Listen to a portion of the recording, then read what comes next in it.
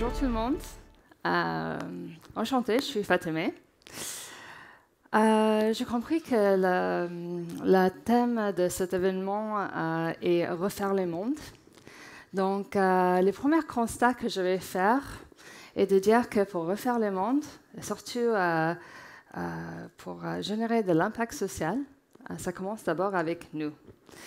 Et donc, dans ce cadre, j'ai envie de vous avouer deux choses. La première chose, c'est que j'aime pas les prises de parole, surtout dans une autre langue. Et donc, j'ai juste envie de partager ça parce que j'ai un message très important à transmettre aujourd'hui. Donc voilà. Est-ce que vous me voyez maintenant? Oui, ok, je vous vois aussi. Donc maintenant, on peut vraiment parler. Et puis, la deuxième chose est que, en fait, quand j'ai préparé cette intervention, je voulais commencer avec une citation assez profonde sur comment les histoires peuvent changer les mondes.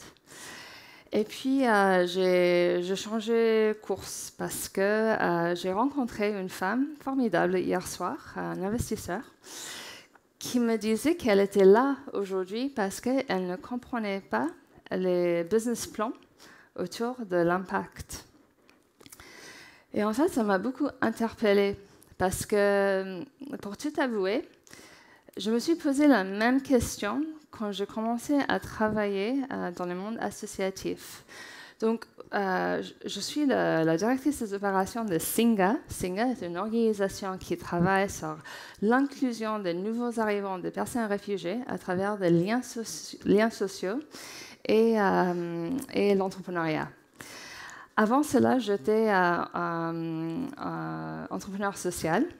Et avant cela, j'ai travaillé 7 ans au sein d'une entreprise financière. Et puis, pour vous donner un petit grain d'histoire personnelle, en fait, j'ai traversé les frontières même avant d'être née, parce que ma mère était enceinte avec moi lorsqu'ils ont entamé le chemin d'exil. Donc maintenant, vous savez tout. Je suis un livre ouvert. Et depuis 10 ans, en fait, tout le monde parle de l'impact. C'est sur les lèvres de tout le monde. Et je me pose vraiment la question de si on a vraiment compris qu'est-ce que ça veut dire l'impact. Quel est notre business model, si je reprends en fait les mots de cette femme formidable que j'ai rencontrée hier soir. Après ce que j'ai vécu au sein de Singa et puis aussi à travers mes propres expériences, je pense que la réponse est non. Non. Parce qu'on n'avait pas abordé la question par le bon côté.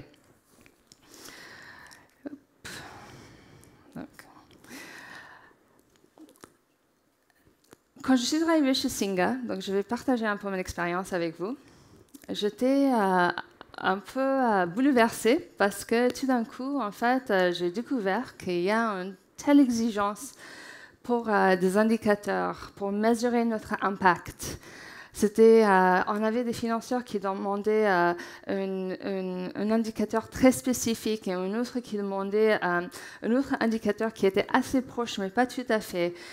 Et pourtant, j'adore les fichiers Excel, mais j'avoue que c'était un peu trop. Et en fait, à un moment donné, je me suis dit, OK, en fait, tout le monde arrive avec leur vision d'impact, mais vers où on veut se diriger? Je me suis rendu compte aussi que, en fait, tous ces indicateurs sont basés sur des crises qu'on vit aujourd'hui, des crises climatiques, des crises de migration, des crises démocratiques, sociétaux, qui sont encore alimentées par des dystopies qu'on retrouve sur Netflix ou par les discours politiques de certaines personnes. Et ce qui manquait en fait dans ce travail, c'était qu'en fait, on ne s'est pas posé la question sur quelle utopie, quel futur souhaitable on veut concevoir, on veut créer, on veut dessiner. Et tant qu'on n'est pas au clair par rapport à ce futur souhaitable, on ne peut pas vraiment alimenter l'histoire qu'on va raconter pour embarquer les gens à changer leurs valeurs, à être inspirés, pour qu'ils puissent passer à l'action. C'est très, très, très important. Et tant qu'on n'est pas au clair par rapport à cette histoire, en fait, tout le reste devient un peu difficile. Comment on peut décliner notre théorie de changement? Comment on peut décliner nos indicateurs d'impact tant qu'en fait, cela n'est pas très clair, où on n'est pas tous embarqués sur la même histoire. Et si je reprends un peu les termes d'investissement et tout cela, en fait, comment on peut, si les mesures d'impact aujourd'hui est une façon de définir notre retour d'investissement, aujourd'hui, je peux dire qu'à travers des crises, peut-être qu'on a une vision très claire sur notre investissement court terme, mais pas sur notre investissement long terme. Et ça, c'est très problématique. Aujourd'hui, on peut dire qu'on a envie d'aider des personnes réfugiées de trouver un emploi, peu importe l'emploi, et si ça va créer leur déclassement professionnel. Et on peut dire aussi que demain, on souhaite que cette personne trouve un emploi à sa juste valeur pour qu'il puisse s'épanouir et apporter leur valeur ajoutée à la société qui l'accueille. Donc, comme des entreprises aujourd'hui, tant qu'on n'est pas au clair par rapport à notre futur souhaitable, en fait, notre chaîne de valeur ne peut pas fonctionner. Aujourd'hui, en fait, la responsabilité de l'impact est portée par les ONG. C'est très important.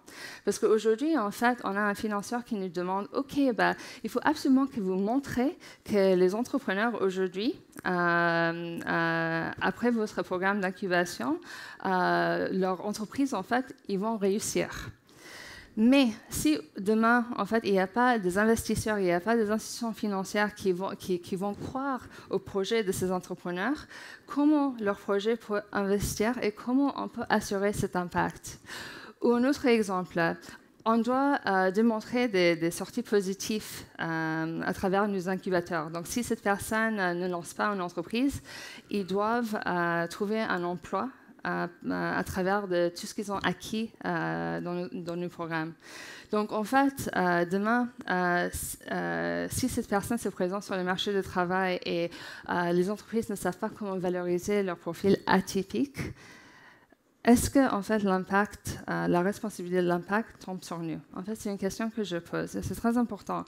Et tant que, en fait, les entreprises et les institutions financières, ils ont un rôle tellement important à jouer dans tout cela, parce que tant que, en fait, vous n'êtes pas au clair sur votre futur souhaitable, sur votre utopie, en fait, vous n'allez pas embarquer vos collaborateurs et on ne peut pas travailler en bonne intelligence pour assurer cet impact qui est partagé par tout le monde. C'est ça le problème aujourd'hui.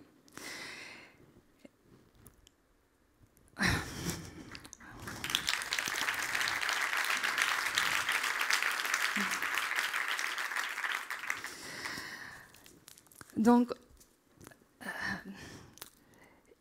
en fait, votre vision d'impact impacte notre travail aujourd'hui. Je peux vous dire, en fait, un des problèmes les plus importants auxquels on fait face, c'est le fait qu'aujourd'hui, nos entrepreneurs ne peuvent pas ouvrir un compte bancaire. Donc, demain, en fait, si vous avez des collaborateurs qui estiment que cette personne en face d'eux, ce sont des consommateurs et pas des victimes. En fait, la perception joue énormément dans tout ce qu'on fait. Et ça va déterminer l'accès qu'on donne à ces personnes-là.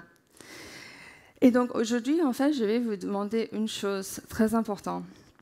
Je vous demande, en fait, de réfléchir sur quel futur souhaitable vous voulez voir sur le sujet de la migration.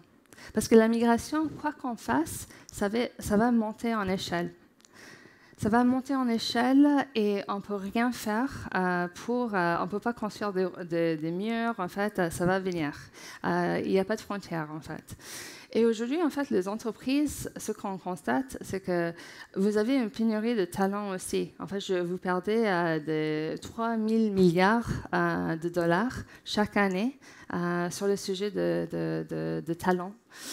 Et donc, c'était une étude qui a été faite par la BCG. Et donc aujourd'hui, il y a forcément, on peut envisager quelque chose à faire sur cet espace-là. Et donc, si vous pouvez mettre en marche votre imagination pour travailler sur la question de la migration, je serai très reconnaissante. Et si je dois partager le futur souhaitable que je souhaite pour demain,